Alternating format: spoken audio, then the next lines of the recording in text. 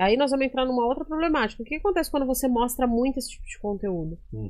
Pra aquelas pessoas que estão num grupo, por exemplo. É um grupo dito de estudos.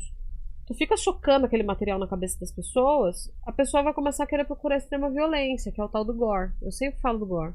O gore vicia. O gore pode se tornar um vício extremamente nocivo. Ele desensibiliza o cérebro. O gore é extrema violência no sentido, tipo assim, sabe aqueles vídeos da Al-Qaeda cortando pescoço, aquela loucura toda? É aquela ali. O gore faz você virar, sei lá, entre aspas, assim, um açougueiro, só que em relação a pessoas. Humano, em relação a pessoas. Eu costumo dizer que a pornografia casada com o gore, você está transformando uma geração de futuros criminosos. Eu posso garantir para você. Acho que até algum psiquiatra, como o Dr. Guido, como a Ana Beatriz Barbosa, poderiam elucidar melhor essa questão, porque eu não sou psiquiatra, não é da minha alçada. Mas, pelos estudos que eu fiz, a pornografia casada com o gore, ela é o casamento perfeito para você transformar a pessoa futuramente numa pessoa como que alguém sei lá, ela misturaria essas duas coisas? Muito bem. A pornografia, a gente já é sabido que ela desensibiliza o cérebro. Tá? O gore também desensibiliza. Eu acho um puto exagero isso. Não, não é. Não é. Será que não é, sei lá, a facilidade que a gente tem hoje? Eu tenho 43 anos. Cara, eu discuti um assunto, acho que foi ontem ou antes de ontem, com uma pessoa. Eu achei fantástico. A gente estava conversando justamente sobre isso. É tu não até na sua capivara aqui tá como anti-pornográfica. Que eu falei, eu quero entender isso daí. Esse debate vai ser muito bom. Eu sou pró-pornografia. Tá? Eu sou pró. Mas você foi criado, né? Nós fomos criados, não só você, nós fomos criados para aceitar a pornografia de uma forma muito normal. A pornografia, ela deixou de ser uma coisa escusa e virou uma escola. Nós, da nossa geração, pessoal com 30, 40 anos, a gente cresceu achando que a pornografia era uma escola. Só que, se tu fica assistindo aquilo ali o tempo inteiro, tu tá desensibilizando teu cérebro. Aí você não consegue ter uma relação normal com ninguém. Isso aí já é comprovado. Agora tem uma coisa muito interessante que eu tava discutindo essa semana que eu parei pra analisar e é muito real.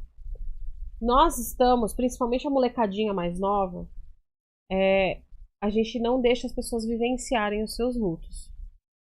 Então, se tu perder teu celular hoje, tu vai ficar com muita raiva. É um luto. Tu vai ter que passar por todo o processo até você comprar teu novo celular. E você ainda vai ficar com bastante raiva até você acostumar a usar aquele novo aparelho.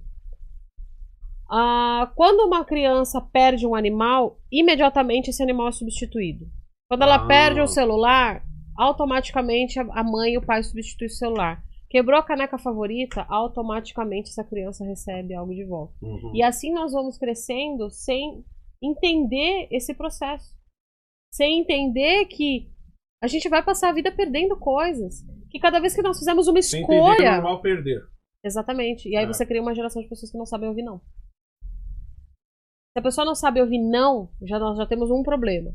Aí essa pessoa não sabe ouvir não. Aí ela começa na pornografia. Por quê? Porque os pais hoje não estão interessados em educar. A gente sabe bem disso. Pai e mãe, eles socam na frente da televisão, socam na frente de um celular e deixa a criança à vontade. Não tá preocupado com o que a criança tá sentindo, se ela tá bem, se ela tá indo bem na escola, se tem algum colega maltratando. Porque às vezes algumas reações da criança dentro de casa são um reflexo do que ela vivenciou na escola, por exemplo. A gente sabe disso, né? Se for muito a fundo, a gente vai longe na conversa. E aí você tem uma galerinha que não sabe elaborar luto. O luto tá 100% ligado com essa situação. Então, vamos supor, eu vi lá no seu YouTube essas canecas novas que vieram de Roma. Vieram de Roma. Eu quebro a tua caneca, tu não vai ficar putaço. Vou. Pô, e agora? Aí você vai ter que esperar eu ir pra Itália pra trazer uma caneca nova pra ti. Esse processo até eu ter que ir pra Itália, trazer uma caneca nova pra você, demora. Não é uma coisa que vai ser amanhã. Vai demorar. Se você não souber ouvir não, se você não souber os limites das coisas, que tipo assim, tu pode perder isso aqui. O que você vai fazer com esse sentimento? As pessoas não sabem elaborar seus próprios sentimentos. Mas onde isso se encaixa com a pornografia? Calma que eu vou chegar lá. Muito bem. Tu não sabe ouvir não. Aí vem a pornografia. Poft, o cara tá ali. Cresceu. Aquela criança que não sabe ouvir não cresceu, tá? Aí a pai e a mãe Deixa à vontade, a criança começa a ter acesso à pornografia. Porque a gente sabe que hoje em dia, com 9, 10 anos, a criança já tem acesso à pornografia. Tá? Esse para mim seria assim um ótimo como que eu vou dizer assim, quesito, assunto, sei lá, um ótimo rumo, a facilitação. Aí o que acontece? Aquele cérebro que está em desenvolvimento vai se dessensibilizar, tá? Pra ela ver uma pessoa sendo estuprada e ver uma pessoa sendo morta é a mesma coisa. Não faz diferença, não vai afetar a vida dela.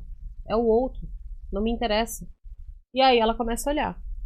Tudo que a gente assiste provoca uma certa endorfina no nosso organismo, libera uma certa endorfina. Por exemplo, eu brinco muito, né, que eu gosto de ver vídeo de lesma. Só que chega uma hora que satura tu ficar olhando um monte de lesma. Então tu vai olhar o gato, tu vai olhar, sei lá, um nego caindo, sei lá, enfim, tu vai olhar outras coisas. E vai dar risada daquilo porque aquilo te provoca uma boa sensação. O adolescente e o adulto que já está acostumado com a pornografia, que não sabe ouvir não, que já está acostumado com o gore, que já está dessensibilizado, ele automaticamente, ele pode sim se tornar um pedófilo, ele pode sim se tornar um necrófilo. Ele pode buscar porque ele já não sabe mais aonde buscar aquela sensação. Ele viu de tudo, ele sabe tudo. Ele já furungou tudo que existe de podre na internet, ele já viu. Não vai ser uma lesma que vai deixar ele feliz. Não vai ser um cachorrinho, não vai ser um tombo de alguém que vai deixar ele feliz. Eu vejo assim, muitas vezes no Resenha de Pai e Filho a gente tem essa discussão, né? Sobre a pornografia, porque hoje você tem muitos influenciadores que, principalmente mais o pessoal Red Pill, você tem outros influenciadores que estão sempre batendo nessa tecla da pornografia. Aí eu sempre falo assim, mano, eu não consigo ver nada de errado na pornografia. Eu vejo errado na facilitação. Aí eu concordo contigo. Porque assim, na minha época, era uma fita pornô que era dividida entre 15 moleques. É verdade, eu lembro disso. O primeiro roubou do tio, que escondia em algum lugar e ele descolou. A revista da tiazinha vivia colada, né? Você entendeu? Então, tipo assim, o nosso acesso, a gente tinha a pornografia Atari, que nem eu falei aqui outro dia. O que é a pornografia Atari? Você comprava um Atari e o cartucho tinha lá um desenho muito louco de como seria o jogo. Quando você colocava, o jogo era 3, 4 pontinhos se batendo. Então você tinha que jogar com a imaginação. Sim. Nesse caso, a pornografia seria uma... Entendeu? Sim, mas na década de 90, você não acha que nós... Eu não sei quantos anos você tinha na década de 90, você era adolescente? Tinha 13, 14. Tá, você era adolescente, eu era criança. Eu sou de 7, 9. Tá, eu sou de 86. Então, tipo, você não acha que no final da década de 80 e os anos 90 até 2000 e meados de 2003, 2004, tu não acha que as nossas gerações foram expostas à sexualização? Não. Tu não acha? Eu acho que é de 2000 pra frente quando chega a internet. Mas e a banheira do Gugu? Mas isso não é... É sexualização. Mas isso é muito pouco perto do que isso aqui faz, ó. Isso eu concordo com você, em gênero, número e grau. Mas eu acredito, tá? Entendeu? Eu acredito que houve uma preparação pra chegar aonde nós estamos hoje, tá? Isso eu vejo também. Então, assim, nós fomos expostos, sexualizaram uma geração inteira, aonde crianças...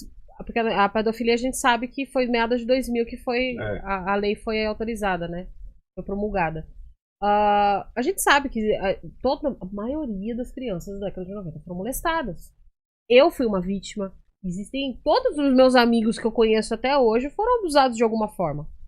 Nós fomos expostos à sexualização com El Chan, que todo mundo gostava, achava legal. A banheira do Gugu. A gente falou sobre isso ontem no Resenha. Mas eu acho que é porque a gente não tinha um parâmetro. Nós saímos de uma ditadura onde se pregava aquela coisa fechada, sabe? Aquela coisa engessada. E viemos para uma libertinagem absurda, assim, ó. Pá! Foi 8 ou 80, não teve o meio termo. Exposta, porque essa libertinagem já rolava. Exatamente. Não, a gente sabe. Já rolava. Só expôs. Só que exatamente. Liberou é que nem aquela história da pedofilia. Pedofilia sempre existiu, desde que o mundo é mundo. Só que começou-se a tomar ciência do quão isso faz mal para uma pessoa. Agora. Eu tenho a teoria de que assim, a gente não via. Por exemplo, ontem um menino mandou um superchat, né, Kaique? Que ele perguntou assim: ô pai, como é que era ver a banheira do Gugu num domingo com toda a família na sala? Era a coisa mais normal do mundo. Foi o que eu falei, era a coisa mais normal do mundo. Só que eu acho que hoje a gente vê aquilo como uma coisa Meio errado porque hoje a gente tem um parâmetro. Que eu falei pros moleques, falei, gente, é difícil pra vocês entender. Vocês têm aí hoje 16, 14 anos. Eles não entendem. Vocês não conseguem entender o que é você só ter 5 canais e desses 5 canais, só 3 pegar direito. Entendeu? Tu te lembra aquele que passava na Band? Cine Privé. Cine Privé. Só que dependendo da posição da antena, tu não conseguia ver e aí assim praticamente. Entendeu? E tem que assistir de volume baixo ainda. Sim. Volume baixo e brilho da televisão pegasse. baixo. Entendeu? Então, tipo assim, a gente não tinha parâmetros de olhar aquilo e falar... Por exemplo, a Xuxa. A gente olha hoje as fotos da Xuxa, anos 80, e a gente fala, caralho, a mulher apresentava um programa pelada. Mas naquela época você não via assim, porque você não tinha um parâmetro. Não existia um parâmetro, isso é fato. Hoje a internet dá pra gente esse parâmetro e talvez a gente enxergue assim. Eu já acho que o problema é a autoexposição, e uma coisa até que eu trouxe aqui no último convidado, que ele falou assim, e os jovens estão com um problema de viver um problema que não é deles. Tipo assim, ó, a Nina veio aqui e contou os problemas dela. Aí tem alguém lá que não tem esses problemas. E vai abraçar aquilo como verdade. E vai abraçar aquilo do tipo, cara, é isso que eu tenho. Exato. E às vezes ela não tem nada. Mas tipo assim, e ela sofre um barato que às vezes... Eu acho que isso é muito mais prejudicial do que a pornografia em si. Que nem a gente fala hoje em dia assim, as crianças estão expostas à sexualização. Mas diferente da nossa geração, hoje elas estão expostas a elas se mostrar pra toda... Porque na nossa época era assim, era o vai dançar a dancinha da garrafa, sim, tinha sempre aquele tio... Tinha aquele tio que dava um tapa na tua cabeça e falava, se toca, né, meu? Tá com sua avó na poltrona ali. Hoje não. Hoje é o tio que vai falar assim, vai, dança aí. Grupo da família, grupo de não sei o que lá, grupo de não sei o que lá, Instagram. E vai longe. Entendeu? É por isso que eu... Não, isso eu concordo com você. A questão do parâmetro. A gente não tinha um parâmetro, até porque a gente não sabia de nada, né? A gente não tinha esse entendimento, né, que nós temos hoje. Mas eu acho que a molecada... Aí veio o advento da internet, né? O advento da internet, ele é maravilhoso, mas ele conseguiu ferrar com a cabeça de muita gente. E aí esse excesso de exposição acaba... Porque assim, ó, uma pessoa que é viciada, veja bem, tu pode ser pró-pornografia, tá tudo bem, não tem problema nenhum. Só que tem uma coisa que existe chamada vício. A pessoa que é viciada em pornografia, ela acorda de manhã, de tarde, de noite, ela tá vendo pornografia. Ela precisa daquilo ali. Não necessariamente se masturbar, ela precisa ver. Tá? Que é os grupos de WhatsApp. Por isso que eu sou contra. Então, tudo começa ali naquela merda daqueles grupos. A pessoa que é viciada em pornografia, ela fica, literalmente, ela fica burra. Ela não consegue prestar atenção em mais nada que não seja aquilo. Eu vejo ela como eu vejo a gente quando tá na praia. Ninguém fica de pau duro quando tá na praia. Porque você já tá vendo, tipo, é muito normal. Você tá vendo aquele monte de gente pelada. Nenhuma mulher fica excitada na praia porque tá vendo um monte de homem de sunga. Não. Nenhum homem, entendeu? Porque você tá num ambiente onde aquilo é normal. Talvez seja isso que você tá falando, não é? Tipo, o cara tá fazendo tanto que o sexo tá deixando de ter importância. Ele deixa de ter importância e quando ele quer o sexo, ele prefere a masturbação porque ele compete com o filme. Existe essa competição, tipo assim, quem que transa 40 minutos? Quem que transa 1 hora, 2 horas? Ninguém! Vá! Não, o sexo pelo sexo. Você fica lá num dia ruim.